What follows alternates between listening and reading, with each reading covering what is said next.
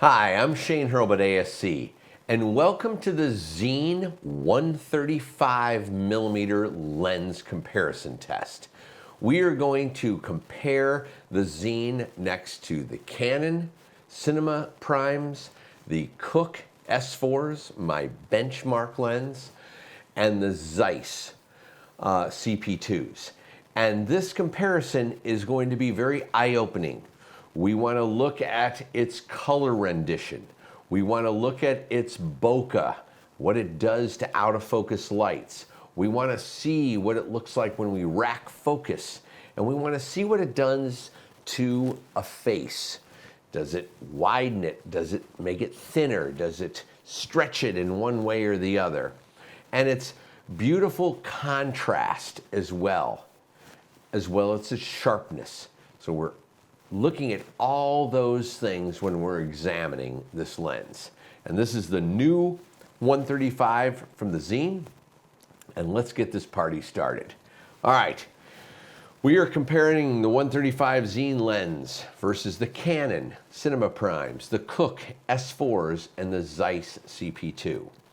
We are at 23,976. Our color temp is 3200 Kelvin. Our key is a 2.8, and our shutter angle is at 180 degree. What you're seeing color-wise is what I call my skin tone LUT.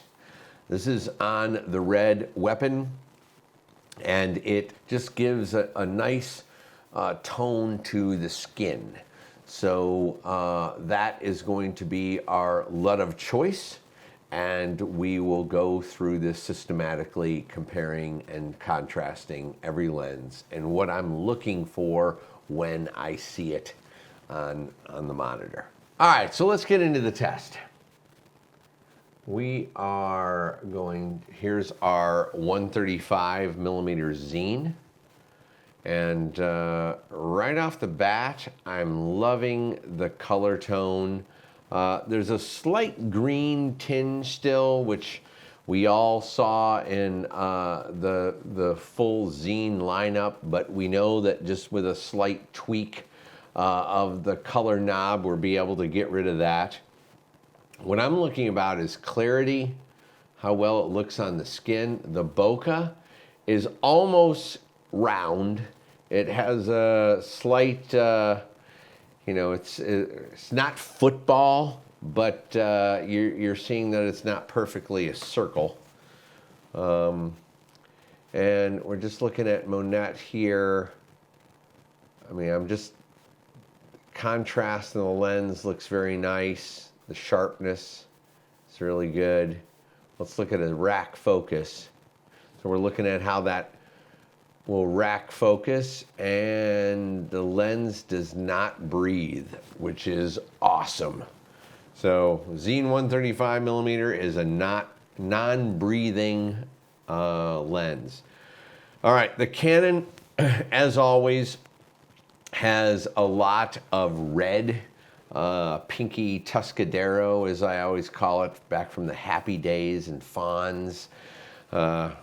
Probably none of you even understand what I'm saying, but whatever. It's pink. It has a lot of red pink quality to it, and it has lower contrast compared to our Xeen lens. Let's look at our rack focus. And we rack in, and the lens does not breathe. So our Canon doesn't breathe, and our Xeen doesn't breathe. Here's the Cooke. Now, the Cooke seems to be the cleanest. It's a more whiter piece of glass. The Xeen had kind of a yellowish green quality. The Canon had the pink red quality. Cooke always tends to be a very white piece of glass. Now, the bokeh, let's go back to the Canon for a second, how we talked about the bokeh there. Theirs is a little more football-y, but I think the Xeen holds up pretty well in regards to that also. So, I mean, I'm just looking at the Xeen. It's not bad on the out of focus bokeh. It's pretty similar to our Canon, which is about $2,000 more for this piece of glass. And when you get to the Cookes, you're seeing a much more lower contrast. You're seeing how it really sees into the shadows. I would say the Cooke falls off like a very, very gradual hill. The Canon's a little more of a downward. The Xeen's a little steeper contrast, and when we get to the Zeiss, they're going to have much more contrast. But what I'm seeing with the Cookes is I'm starting to see the stop signs in the background, so they don't have as many blades in the lens. So you get a beautiful rendition of a very neutral image, very clean, lower, the contrast is very gradual, but you get saw blades, stop sign, bokeh. All right. So now we're going to move on to the Zeiss. After the Cooke breathing, and the Cooke does not breathe at all as well. I'm rack focusing and I'm not zooming in, so we are really good there. All right, the Zeiss seems to be slightly cooler with, it's weird, it has a cool yellow tone to it. But what I notice with this is the lens breeze. You zoom in when you rack focus. Okay, now looking at these two lenses side by side, the Xeen versus the Canon, I'm picking the Xeen. I'm picking it because of the skin tones, the way the fall off. I just, there's something really cool about the color tone. Now, what is the Canon doing a little differently? Well, the Canon is a little more like the Cooke, where the Xeen is a flatter lens. So, you know, her nose is pushed back, the face is a little flatter with that image. The Canon feels a little more three-dimensional. It feels like I'm pulling the face, you know, I'm pulling it towards the lens ever so slightly. That's what I'm getting from that. When she looks at us, okay, yeah, I would say ever so slightly a little more three-dimensional quality out of the Canon, a little flatter field with the Xeen. But color-wise, I'm loving the Xeen. Here's our rack focus, and our rack focus looks very good on both lenses. No breathing whatsoever. So that's nice. All right, let's compare it to the Xeen versus the Cooke. Okay, Cooke, obviously a much more neutral piece of glass. The Xeen having a slight green yellow. The bokeh are more stop signy with the Cooke, not enough blades. Nice bokeh with the Xeen. Three-dimensional quality, again, I feel like the Cooke is just much more, it's got more detail, so it's seeing a lot more. the skin tones, the nose area, there's a little more three-dimensional quality, but this is a 20,000 plus piece of glass compared to a $2,500 piece of glass. And I think in comparing that, the Xeen is holding up from a color rendition beautifully, from a bokeh rendition beautifully, from a three-dimensional quality, you know, a little more with the Cookes, from a contrast, you're getting a little more, you're going to see more into the shadows. It's going to expand your latitude shooting with the Cookes compared to the Xeens. And then I'm seeing more detail. So I'm seeing all the little idiosyncrasies of Monet's face, where the Xeens, you know, it's not as sharp. But, you know, we're talking $18,000, $20,000 difference in glass here. All right, let's compare it to the Zeiss after we do a little breathing here, and let's see how well our breathing holds up. And our breathing, once again, we have none on both lenses. They are very nice. They're not zooming in. It's a very nice rack. Okay, so cross compare with our Zeiss. Okay, we have almost the same amount of contrast. If you look down in this area of her hair here, it's about almost the same contrast level, the Zeiss and the Xeen. Color rendition wise, I'm liking where the Xeen is coming out. Bokeh, pretty much the same across the board between the two of them. Quality, there's a slendering quality to the Zeiss, where it seems like there's a little flatter feel to the Xeen, which is expanding her face ever so slightly. But you know, let's see where we go with our. See, I'm zooming out with the Zeiss when I rack focus, and then I zoom in when I rack to her, which the Zeiss breeze a good amount. All right, now we're seeing them quad screen here. Okay, Xeen, Cooke, Zeiss. Very nice, white, clean, lower contrast.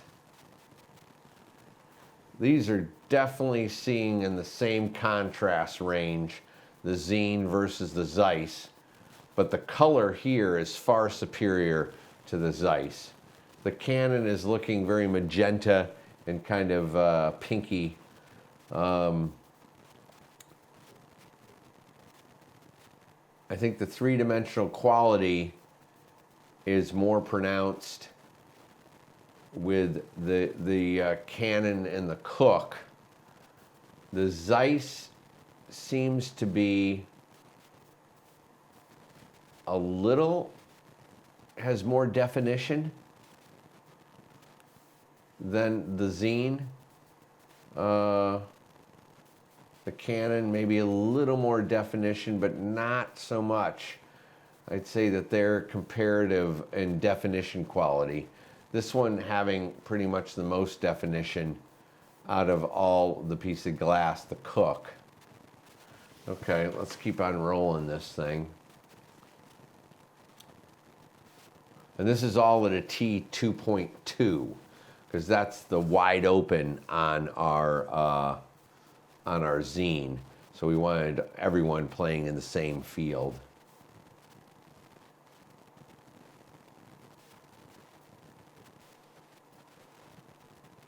Okay, now we're at a 2.8.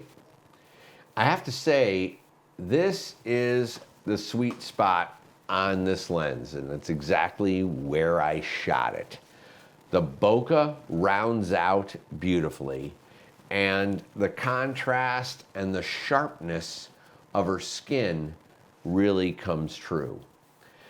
And let's just go scroll back on that for a second. It really looks nice, and it has a really good quality to it.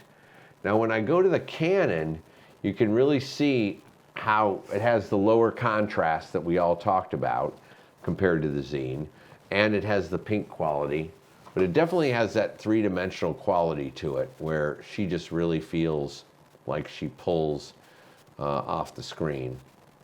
The Cooke, just definition-wise, my God, and it just so neutral. Her eyes look the color that Monette's eyes are. And then the Zeiss just feels like a yellow wash. I don't know, I'm just not feeling the love of that lens on this. I mean, compared to the Cooke, I'm just seeing all the subtle details in her face, her nose shadow, and the blueness in her eyes. And then when I go to the Zeiss, it's just like, it kind of becomes monochromatic with the glass. The bokeh's nice there. At a 2.8, we're seeing huge stop sign activity with our Cooke because it's just doesn't have enough blades, so it sawtooths out very quickly. And the bokeh on the Canon is very good, and the bokeh on the Xeen look excellent. All right, so now let's see them side by side. Again, I would just say a little more three-dimensional quality with the Canon. I don't necessarily like the red, pinky tone. Is that something we could dial out? Absolutely. Just like we can dial out some of the green that's in the Xeen. But I have to say, the $2,000 difference is something I could really, I mean, the Xeen is performing very, very well. Here's the Cooke. Again, across the board, it's just definition. Definition and clean is what the Cooke is delivering. The Xeen, not as much definition, more contrasty, better bokeh as well.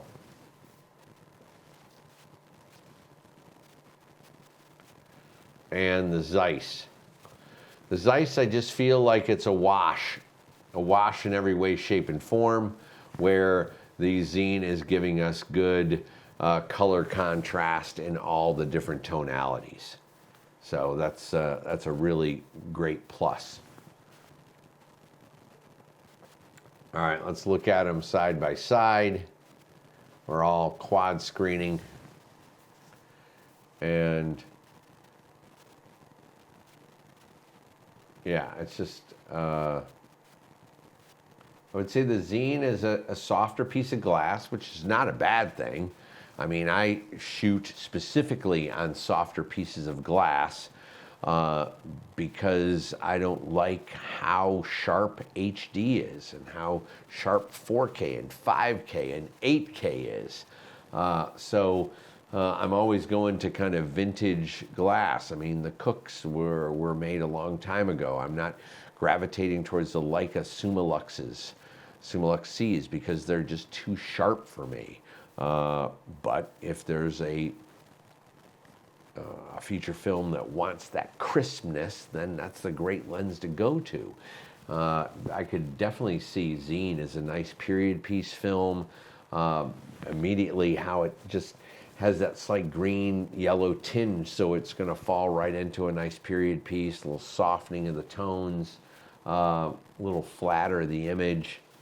So that's all, you know, this is what where we're at. We're going through all these different lenses. And this is why testing lenses are so important, because they're really the soul of your movie. You know, it's whatever creation you have, that piece of glass is really, it's the core. And I try to do as much of these tests as possible to really see where it can take my creativity by using a specific piece of glass. When I shot the greatest game ever played, I shot it on 1962 Zeiss Ultra Primes, Panavision Ultra Primes that Stanley Kubrick had used, and because I wanted that older glass, flaring, not high-tech coating, all these things to kind of get it closer to the 1912 period piece that I was going after. All right, so here's our quad screen. Now we're going to shoot this baby at an 8. Now the one thing is we really cranked up the volume on our light source here to get it to an 8. And my fill level, I wasn't able to increase it as much. So these are it's gonna feel, the contrast is a little more extreme in this situation, but hey, it's a disclaimer. I just wanted to throw it out there. But let's see, I mean, the bokeh is really nice at a T8 on the 135 Xeen. And again, the color is holding true. A little more contrasty because of my fill level. Now here's where the Canon, because it's a lower contrast lens, it doesn't have an issue with it at all. It's it just is seeing much more into the shadows, and their bokeh looks good. The Cooke's, the bokeh is starting to, it has a lot of stop sign activity there as well, and lower contrast. And the Zeiss just feels like it's somebody is, all of a sudden, Monette was jaundice. She's looking with a lot of yellow. Okay, Xeen compared to the Canon. Obviously, the Canon has, at an 8, it still has its pinky qualities. The Xeen has its yellow-green qualities. The Cooke at an 8, they're all good. The Xeen is performing very well at an F8 or T8, sorry. Yeah, but the Zeiss, this yellow wash, losing all color contrast, just not really digging on that at all. And here's our quad screen. I'll freeze that with a beautiful smile from Monette. Yeah, three-dimensional quality out of the Canon, out of the Cooke, flatter tonality out of the Xeen. Really good color, good bokeh. Zeiss looks like a yellow wash and also breathes when you rack focus. All the other ones did not breathe when we racked focus. Canon, lower contrast completely overall. The Canon was the lowest contrast lens, then the Cooke, and then the Zeiss and the Xeen are pretty comparative in their contrast. In regards to definition and sharpness, I would say it would go first the Cooke, then the Canon, then the Zeiss, then the Xeen for definition and sharpness. So let's keep on rolling this baby. And we'll have Monette do her turns, and we'll freeze her right there. And this concludes our Xeen review of the 135mm lens.